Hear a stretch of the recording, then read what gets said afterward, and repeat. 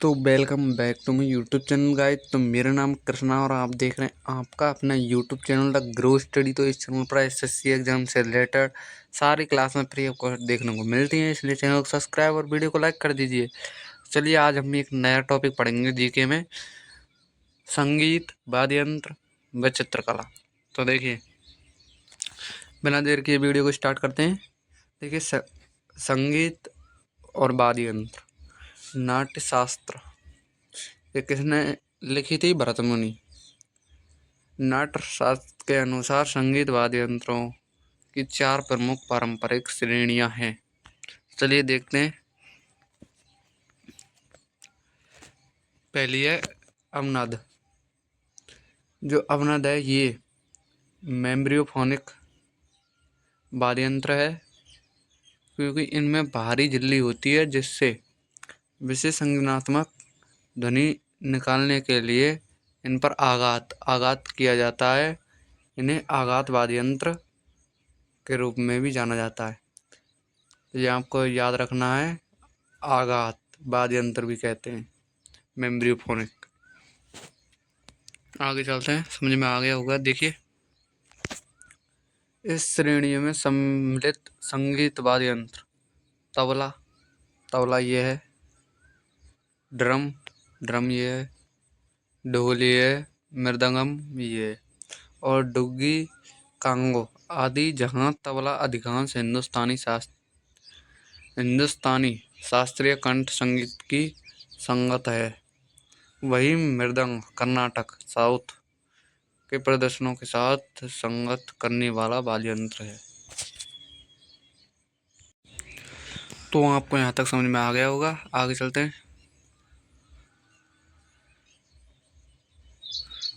देखिए दूसरा है सुरसी वाद्य यंत्र। देखिए ये एयरफोनिक्स श्रेणी के हैं, अर्थात इनमें सभी वायु वाद्य यंत्र सम्मिलित होते हैं और सबसे आम वाद्य यंत्रों में बांसुरी, शहनाई, पुंगी आदि शामिल हैं। इस श्रेणी में सबसे आम लेकिन बजाने में दुष्कर वाद्य यंत्र शहनाई है। तो देखिए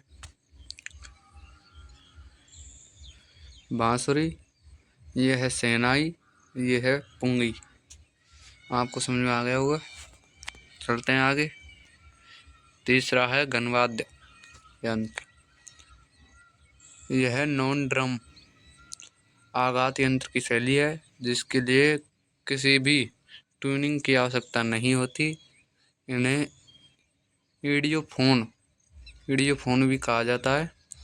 और घन वाद्य के सबसे लोकप्रिय उदाहरण मंजीरा ये रहा, जल तरंग ये रही, कांच तरंग ये रही, घुंघरू ये रहे, घटम ये रही मिट्टी के बर्तन का ढोल, और करताल ये रही। आगे चलते हैं, यहाँ तक आपको समझ में आ गया होगा। चौथा है तत्वाद्य यंत्र। ये कार्डोफोनिक है, स्ट्रिंग तार वाद्य यंत्र है ये। इसकी ध्वनि में हाथ से संशोधन करने पर ये सबसे प्रभावपूर्ण संगीत उत्पन्न करते हैं। और तत्वाद्य यंत्रों के 3 प्रमुख प्रकार हैं। आगे चलते हैं, देखते हैं। पहला तो है धनुषाकार। वे वाद्य यंत्र जिनमें ध्वनि तार के आर पार धनुष चलाकर निकल जाती है। उदाहरण के लिए सारंगी, इसराज, दिलरुबा और वायलिन। देखिए ये तो है सारंगी, यह है इसराज, यह है दिलरुबा। अब आ जाता है प्लेक्ट्रोरोल वाद्य यंत्र। ये वाद्य यंत्र जिनमें तार को उंगलियों से या तार या सींग से खींचा जाता है। उदाहरण के लिए सितारा ये रहा, बीड़ा ये रही, तानपुरा ये रहा, गिटार ये रही। बताइए गिटार में कितने तार होते हैं? आगे चलते हैं, यहाँ तक समझ में आ गया होगा। और देखिए वे वाद्य यंत्र जिन पर छोटी सी हथौड़ी या डंडों के जोड़ों से आघात किया जाता है। उदाहरण के लिए गोटू वाद्यम ये रहा, स्वर्णमंडल ये रहा। आपको समझ में आ गया होगा। और फिर है संतूर, ये एक 100 तार वाला, संतूर से 100 तार वाला और प्राचीन काल से जम्मू और कश्मीर का पारंपरिक वाद्य यंत्र है। सूफियाना कलाम संगीत के साथ संतूर की संगत होती है। ये रहा सूफियान कलाम संगीत। आगे चलते हैं। अब आते हैं आपके लोक संगीत वाद्य यंत्र। फ्लोक म्यूजिकल इंस्ट्रूमेंट्स, देखिए तार वाले वाद्य यंत्र कार्डोफोनिस, तुम्बी, इसे पंजाब में भांगड़ा के दौरान बजाया जाता है। ये रही एक तारा, यह एक तार वाला यंत्र है जिसे घुमक्कड़ साधुओं द्वारा बजाया जाता है। ये रहा कोने में। फिर आ जाता है दो तारा, 2 तार वाला यंत्र जिसे बाउल द्वारा बजाया जाता है। ये रहा। और चिंकारा, मड़ा हुआ यंत्र जिसे राजस्थान, उत्तर प्रदेश, मध्य प्रदेश में उपयोग किया जाता है। ये रहा। यह आपका दिलरुबा इसराज पंजाब में और पूर्वी भारत में रविंद्र संगीत के दौरान संगत के लिए उपयोग किया जाता है। ये रहा। उन्ना बिल्लू केरल में बांस से बना होता है। ये रहा। ये PDF आपको मिल जाएगी, कोने में नंबर दिया है, संपर्क कर लेना। इसके बाद आता है सरिंदा, महत्वपूर्ण जनजातीय वाद्य यंत्र पूर्वी भारत में संथालों द्वारा बजाया जाता है। इसे राजस्थान और असम में भी उपयोग किया जाता है, सारंगी जैसा। ये रहा। यहाँ तक आपको समझ में आ गया होगा। इसके बाद है टिंगटीला, वायलिन के समान और नागालैंड मूल का एक दुर्लभ उपकरण है। और कमाईचा, यह एक झुका हुआ वाद्य यंत्र है। इसका प्रयोग अक्सर मंगड़ियार समुदाय द्वारा राजस्थानी लोक संगीत में किया जाता है। ये भी आपको समझ में आ गया होगा। बार बार चीज़ों को रिवाइज करना है जिससे आपको आसानी होगी चीज़ों को याद करने में। देखिए फूंक से बजाए जाने वाले यंत्र, देखिए पुंगी या वीन, इसका उपयोग सपेरों द्वारा किया जाता है। ज़्यादातर आप राजस्थान में देखते होंगे। इसे सुखाई हुई तुरई और 2 मासों की छड़ियों द्वारा बनाया जाता है। आपको ये भी समझ में आ गया। ये रही बीन। देखिए अलगोजा, इसमें 2 बांसुरियाँ होती हैं और उत्तरी पश्चिमी भारत विशेषकर पंजाब में लोक संगीत वाद्य के रूप में लोकप्रिय है। राजस्थान और पंजाब में इसका ज़्यादा उपयोग किया जाता है। देखिए तंगमुरी, ये मेघालय के खासी पर्वतीय क्षेत्र के लोगों का एक लोक संगीत वाद्य है। ये रही त्रिट्टी, यह बेपाई पर के समान होता है एवं बकरी की खाल से निर्मित होता है। इसमें दक्षिणी भारत विशेषकर केरल और आंध्र प्रदेश में बजाया जाता है। ये भी आपको समझ में आ गया। त्रिट्टी। देखिए टै, टै से आप याद रख सकते हैं केरल, आपको पहले भी बताया था लोक नृत्य में। देखिए मासक, उत्तराखंड के गढ़वाल क्षेत्र, राजस्थान और उत्तर प्रदेश का एक महत्वपूर्ण लोक संगीत वाद्य है। ये हीरा गोगोना, यह बांस से निर्मित होता है और यह असम का है एवं असम के बिहू पर्व में उपयोग किया जाता है इसका। देख लीजिए। इसके बाद आता है एजुक तपुंग, सपेरों की बीन जैसा और असम मूल का एक दुर्लभ उपकरण। यह तो आपको समझ में आ गया होगा।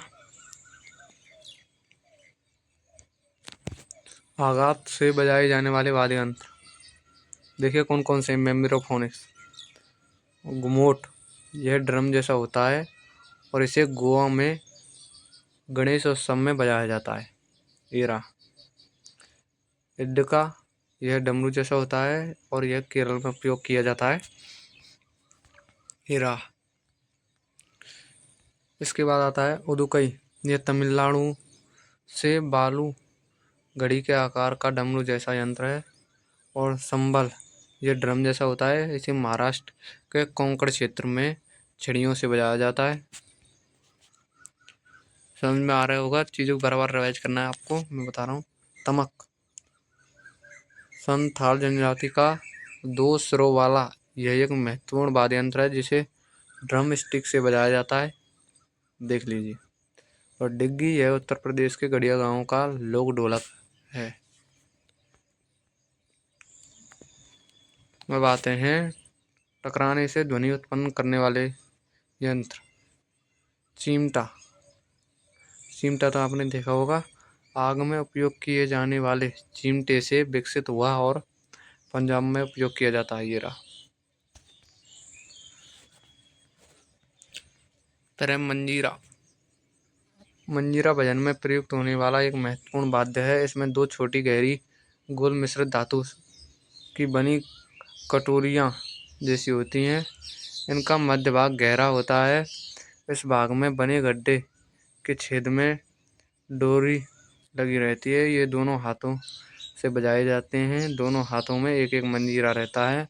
परस्पर आघात करने पर ध्वनि निकलती है। इन दोनों को जब आपस में बढ़ाएंगे तो ध्वनि निकलती है, आपने देखा ही होगा मंदिरों में। आगे चलते हैं। खरताल, ये तो आप जानते ही हैं, एक प्राचीन वाद्य यंत्र है जिसका प्रयोग मुख्यतः भक्ति लोक गीतों में किया जाता है। इसका नाम संस्कृत के शब्द कारा का अर्थ हाथ और ताला का अर्थ ताली से। यह लकड़ी का क्लेपर घाना वाद्य है जिसमें डिस्क या प्लेट होते हैं जो एक साथ ताली बजाने पर क्लिंकिंग ध्वनि उत्पन्न करते। आपको समझ में आ रहा होगा। अब आते हैं भारतीय राज्यों के प्रमुख वाद्य यंत्र। पैना और पुंग, ये तो हैं मणिपुर के। पोनुयोक्सी अरुणाचल प्रदेश। अम्बाली क्रिंग गुगा, ये भी अरुणाचल प्रदेश के हैं। आगे चलते हैं। अलगोजा कमाईचा, मोरचंग, करताल, मुंगल, ये राजस्थान के हैं। इसके बाद आता है बोबली वीणा, सरस्वती वीणा कर्नाटक और आंध्र प्रदेश का भी है बोबली वीणा। दमाने हुलकी हिमाचल प्रदेश। चिंकारा मध्य प्रदेश और घटम आंध्र प्रदेश। पखावज बिहार।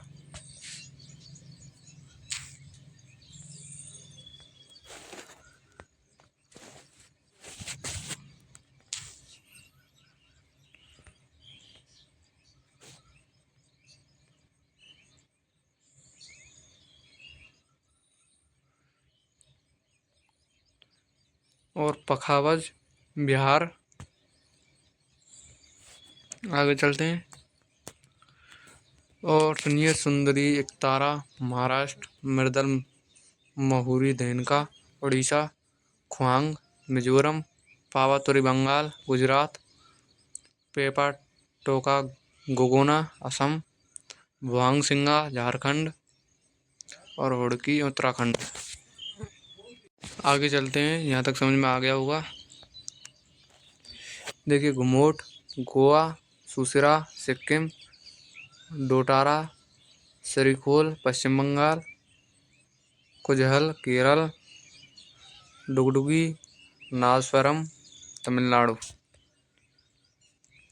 आगे चलते हैं। भारतीय संगीत का इतिहास। देखिए हमें पहली बार संगीत का साहित्यिक प्रमाण 2000 वर्ष पहले वैदिक काल में मिलता है। राग खरहर प्रिया के सभी 7 स्वरों सामबद्ध में अवरोही क्रम में पाए जा सकते हैं। संगीत विज्ञान को गंधर्व वेद कहा जाता है, जो सामवेद का एक उपवेद है। क्या कहा है इसने? संगीत विज्ञान को गंधर्व वेद कहा जाता है, जो सामवेद का क्या है? उपवेद। ये इंपॉर्टेंट है। आगे चलते हैं। देखिए, भारत द्वारा लिखित नाट्यशास्त्र पहली रचना थी जिसमें संगीत विद्या के विषयों को विस्तृत रूप से स्पष्ट किया गया। अब देखिए, अब आते हैं भारतीय संगीत का वर्गीकरण। देखिए, शास्त्रीय संगीत, हिंदुस्तानी शैली, कर्नाटक शैली, लोक संगीत, शास्त्रीय और लोक संगीत का समागम, सुगम संगीत, रविंद्र संगीत, हवेली संगीत, गण संगीत, रॉक संगीत, पॉप संगीत, ब्लूज संगीत, आधुनिक संगीत, ट्रांस संगीत, जैज संगीत और साइकेडेलिक संगीत। ये हो जाते हैं आपके भारतीय संगीतों का वर्गीकरण। PDF आपको मिल जाएगी, कोने में नंबर दिया है, इस पर संपर्क कर लेना। इसके बाद आता है भारतीय संगीत। भारतीय शास्त्रीय संगीत की दो अलग अलग शैलियों का विकास हुआ। हिंदुस्तानी संगीत, इसका भारत के उत्तरी भागों में अभ्यास किया जाता है। कर्नाटक संगीत, इसका भारत के दक्षिणी भागों में अभ्यास किया जाता है। हालांकि दोनों प्रकार के संगीत की ऐतिहासिक जुड़े भारत के नाट्यशास्त्र में पाई जाती है, परंतु इनमें 14वीं सदी में अलगाव हो गया। आगे चलते हैं। देखिए, हिंदुस्तानी संगीत। संगीत की हिंदुस्तानी शाखा, संगीत संरचना। देखिए, संगीत की हिंदुस्तानी शाखा संगीत संरचना और उसमें तात्कालिकता की संभावनाओं पर अधिक केंद्रित होती है। हिंदुस्तानी शाखा में शुद्ध स्वर सप्तक या प्राकृतिक स्वरों के सप्तक के पैमाने को अपनाया गया। जैसे कि सप्तक मतलब 7 स्वर वाले, सा रे गा मा पा धा नी, ये 7 स्वर हैं। आगे चलते हैं। देखिए, ध्रुपद, धमार, होरी, ख्याल, टप्पा, चतुरंग, रससागर, तराना, सरगम और ठुमरी जैसी हिंदुस्तानी संगीत में गायन की 10 मुख्य शैलियाँ हैं, जिनमें से प्रमुख शैलियाँ इस प्रकार हैं। देखिए,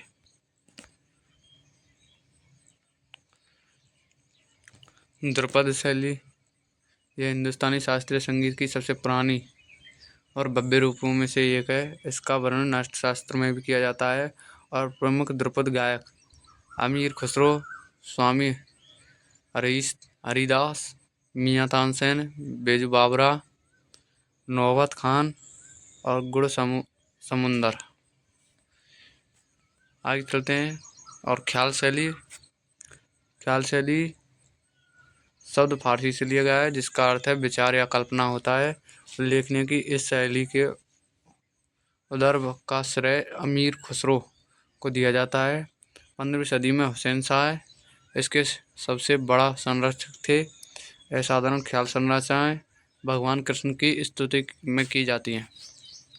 आगे चलते हैं। तराना शैली, इसमें तीव्र गति से गाए जाने वाले कई शब्दों का प्रयोग होता है।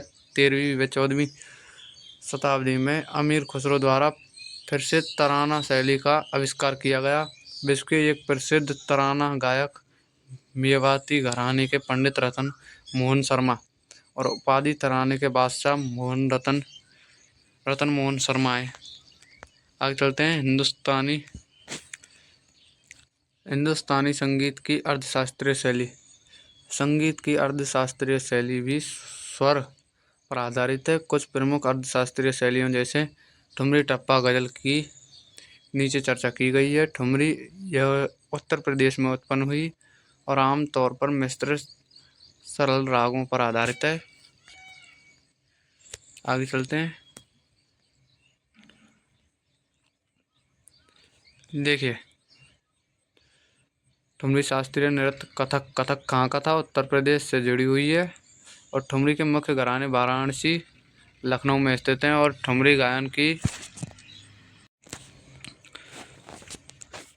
और देखिए ठुमरी के मुख्य घराने वाराणसी लखनऊ में स्थित हैं और ठुमरी गायन की सबसे कलातीत आवाज़ बेगम अख्तर की है। बेगम ये इम्पोर्टेंट है। और पूरा अंग ठुमरी के गिरजा देवी, छन्नूलाल मिश्रा अन्य प्रसिद्ध प्रस्तावक हैं। आगे चलते हैं। टप्पा।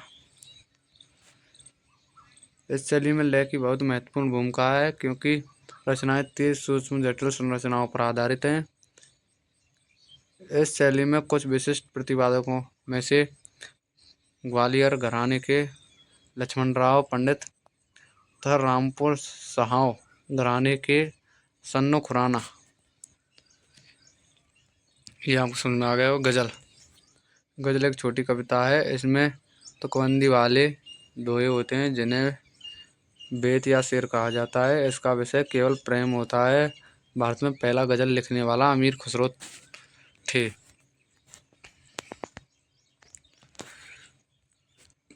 गजल से जुड़ी कुछ प्रमुख हस्तियां: मोहम्मद इकबाल, मिर्जा गालिबा, रूमी, हाफिजा, राहत इंदौरी, फराग गोरखपुरी, वसी बरेलवी, कुंवर बेचैन, जगजीत सिंह मन्नाडे, भूपेंद्र सिंह, मनहर उदास, पंकज उदास, शहबाज अमानी, बेगम अख्तर।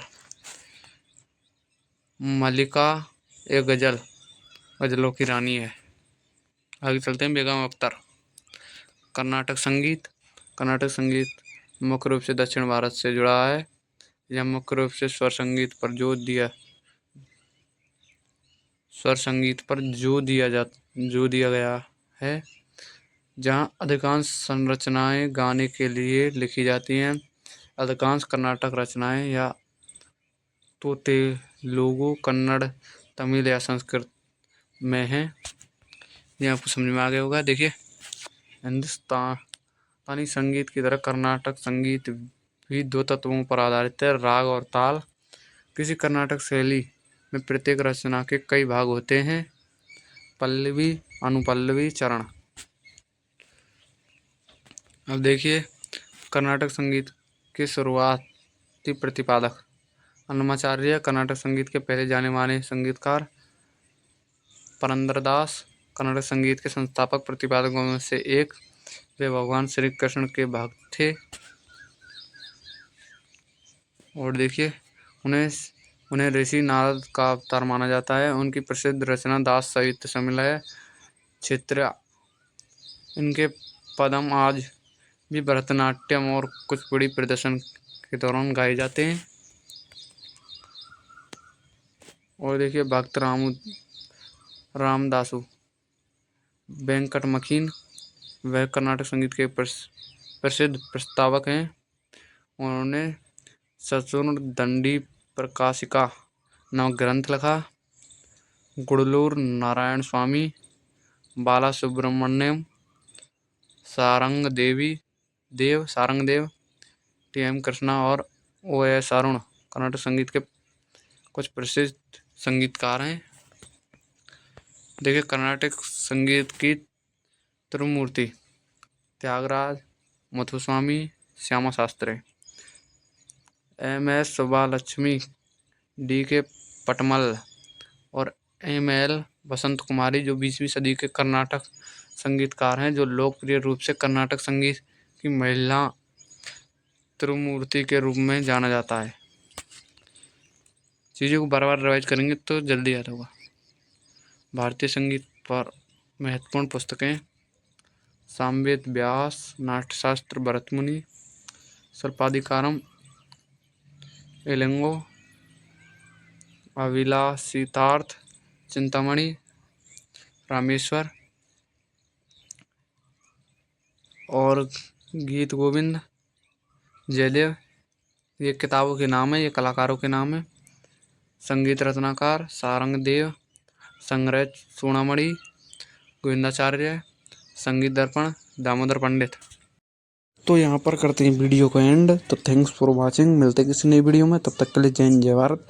चैनल पर नहीं है तो चैनल को सब्सक्राइब और वीडियो को लाइक कर दिए, जिससे हर वीडियो की जानकारी आपको मिल सके। और